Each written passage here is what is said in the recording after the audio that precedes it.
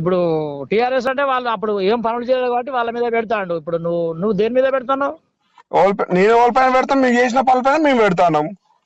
ఇప్పుడు మరి దాని కాంగ్రెస్ నువ్వు విమర్శించుడు ఎక్కడ తమ్మి? నువ్వు నీ కాంగ్రెస్ పైన ఏదో చూపించిన అన్న, చూపి నీ ఏదో పెట్టినా చెప్పు తమ్మి. ఇటు నేను చెప్తానా అన్న.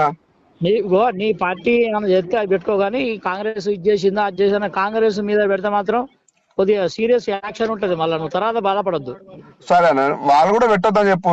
పాత పెట్టితే మేము పెడతాము, వాళ్ళు పెట్టారు కాబట్టి మేము పెడతాం కాబట్టి వాళ్ళు కూడా పెట్టొద్దు, మేము పెట్టాము.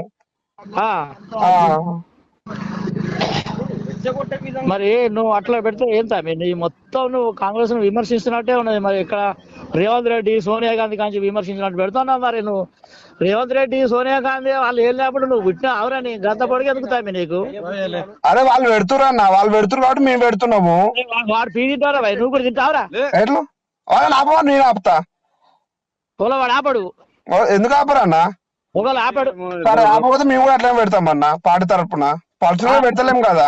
ఒకటి ఇప్పుడు మరి నీగా అయితే మాత్రం మళ్ళా ఎవరిని అడగొద్దు నువ్వు. ఏంటిదా ఏమైతుంది అన్న? ఏమన్నా అయితే సరే చూద్దాం తీ అన్న, అంతవరకు అయితే. ఓకే సరే. బాగున్నాయన్న, నేనే వస్తా